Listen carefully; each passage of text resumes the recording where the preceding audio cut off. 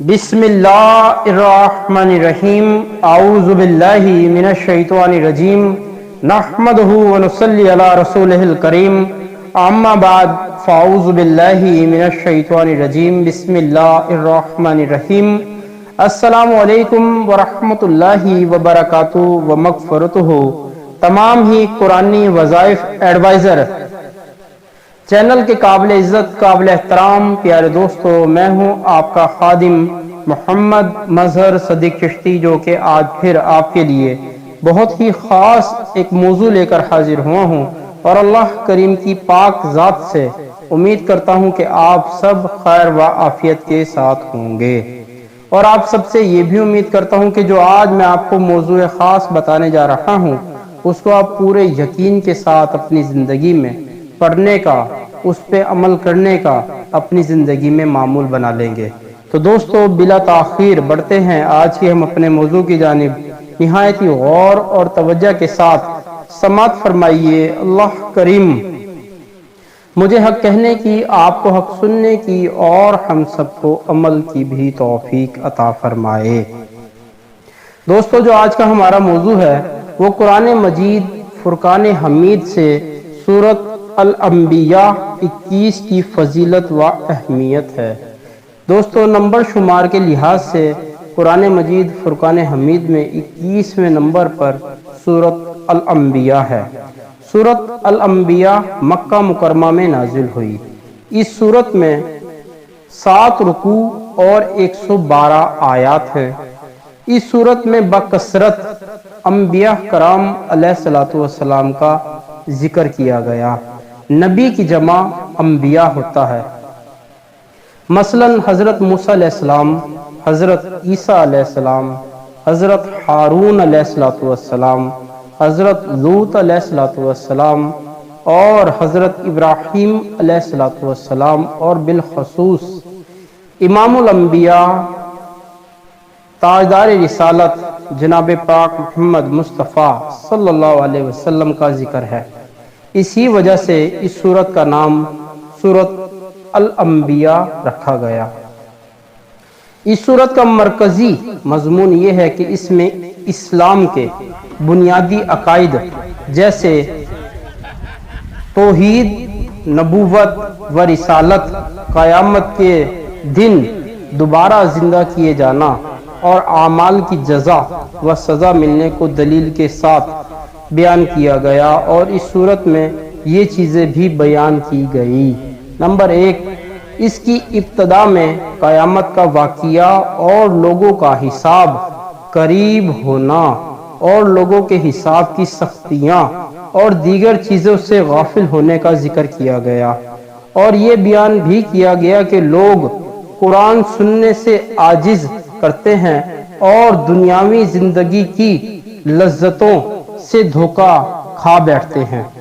Number 2، مکہ مکرمہ کے مشرکین کی طرف سے نبی کریم رؤوف الرحیم جناب پاک محمد مصطفیٰ صلی اللہ علیہ وسلم کی نبوت کا انکار کرنے کا سبب بیان کیا گیا کہ وہ آپ صلی اللہ علیہ وسلم کو بھی اپنی طرح ایک عام بشر سمجھتے تھے، اسی لیے وہ لوگ آپ صلی اللہ علیہ وسلم پر ایمان نہیں لاتے۔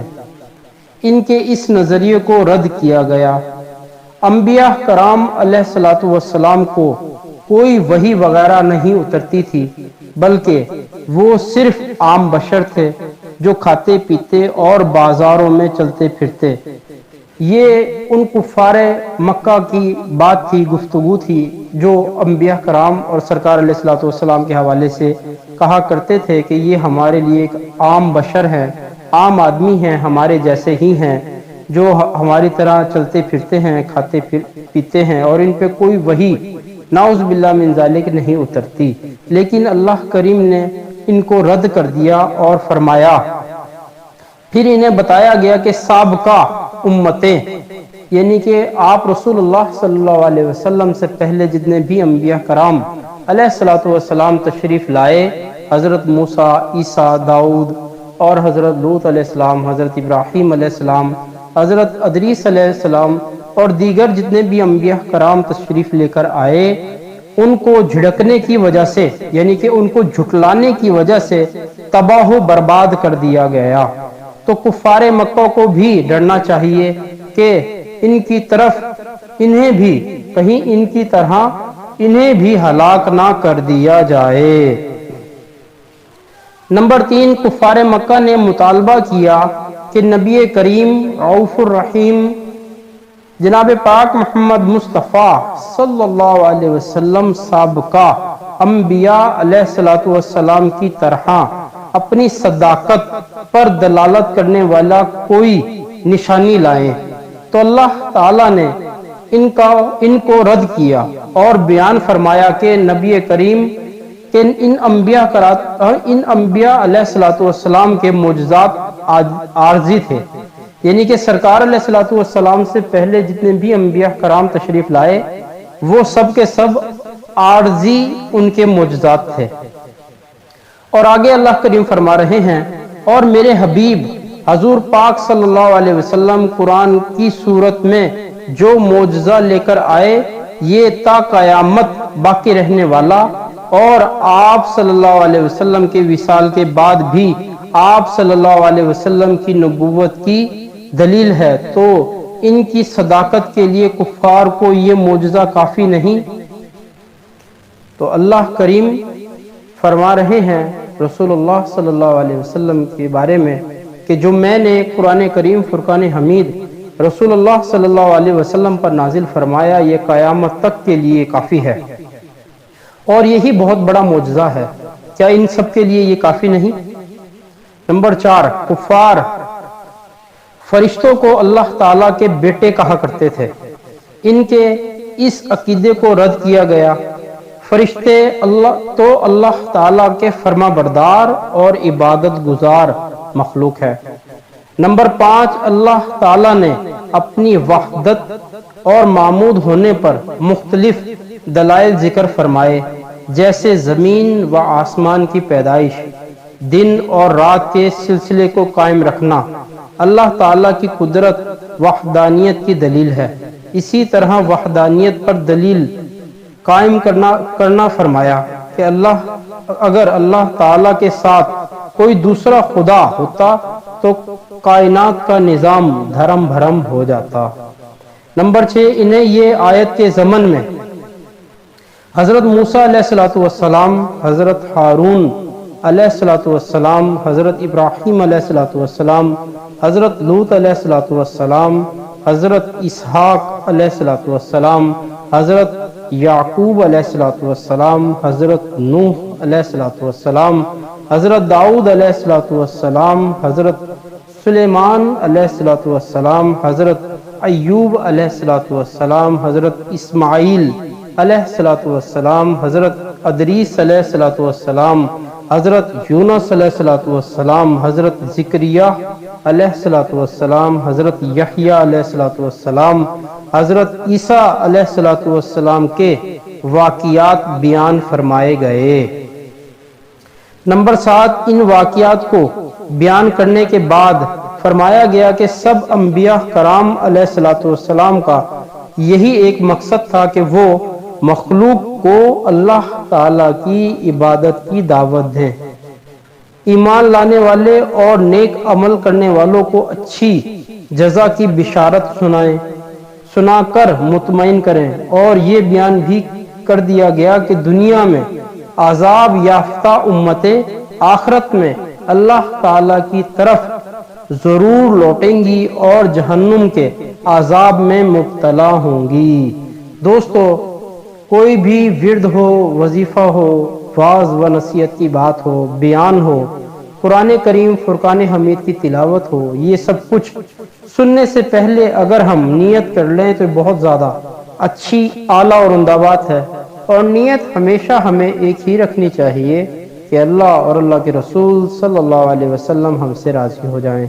جہاں پر وہ ہم سے راضی ہو جائیں گے ہماری تمام تر پریشانیاں، ٹینشنیں سب ختم ہو جائیں گی اور ہمارے لیے آسانیاں پیدا ہونا شروع ہوں گی، اور ہم سب کی دین دنیا عقبہ آخرت بہتر ہو جائے گی۔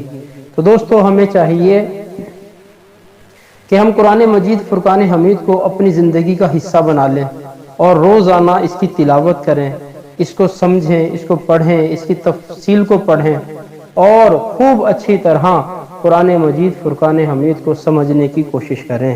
تو دوستو واپس چلتے ہیں اپنے موضوع کی جانب، جو کہ میں آپ کو بتا رہا تھا سورۃ الانبیاء 21 کی فضیلت و اہمیت مختصر۔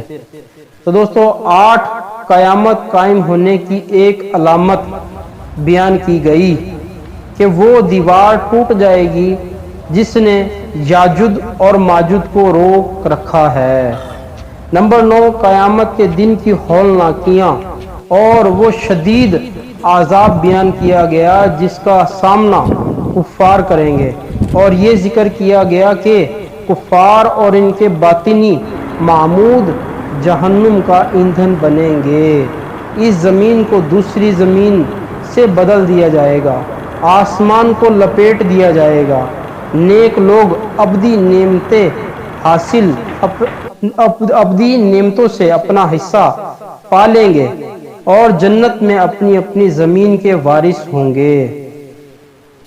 نمبر 10، اس سورت کے آخر میں بیان کیا گیا کہ سید المرسلین، شفیع مذنبین، انیس الغرابین یعنی رحمت للعالمین صلی اللہ علیہ وسلم سب جہانوں کے لیے رحمت بن کر آئے ہیں، اور ان کی طرف یہ وحی کی گئی کہ معبود صرف اللہ تعالی ہے اور اس کا کوئی شریک نہیں۔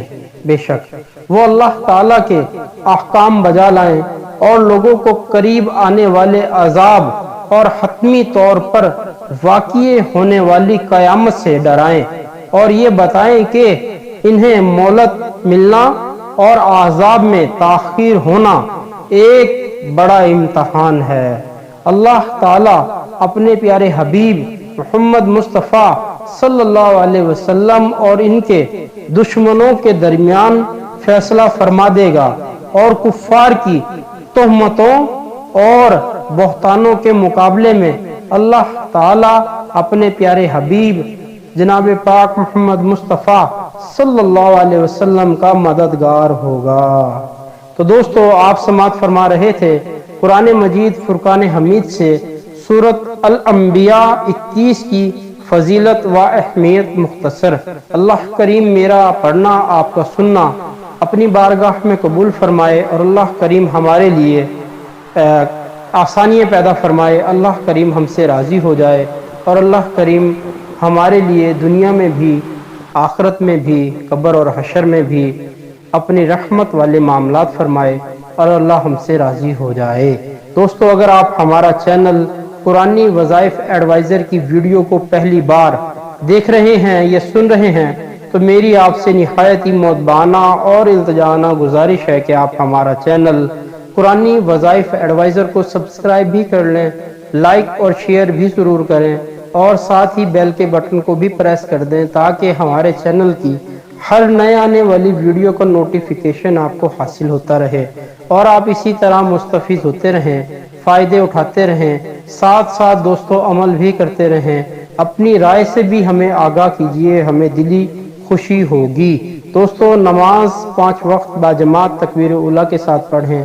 نماز ہمارے دین کا ستون ہے، نماز قبر میں نور ہے، نماز مومن کی معراج ہے، نماز آقا علیہ السلام کی آنکھوں کی ٹھنڈک ہے، نماز بندے اور رب کے درمیان ایک بہترین مضبوط تعلق، ایک بہترین مضبوط رشتہ ہے، اور دوستو یہ رشتہ ہمیشہ قائم رکھنے کی کوشش کیجئے۔ دوستو توبہ اور استغفار بھی خوب کریں کہ اللہ تعالیٰ کو توبہ کرنے والے بہت زیادہ پسند ہیں۔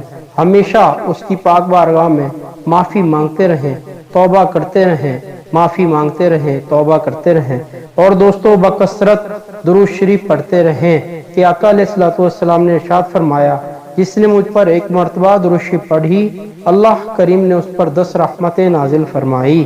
تو رسول برکت کے لیے ایک بار درود شریف پڑھ لیجئے، اللہم صلی علی سیدنا و مولانا محمد و بارک وسلم۔ اسی کے ساتھ دوستو ہمارا آج کا موضوع یہیں پہ اختتام پذیر ہوا۔ انشاءاللہ پھر دوبارہ کسی اور موضوع کے ساتھ حاضر ہوں گے۔ اس وقت تک کے لیے اللہ آپ کا، میرا اور ہم سب کا حامی و ناصر ہو. جزاک اللہ خیر.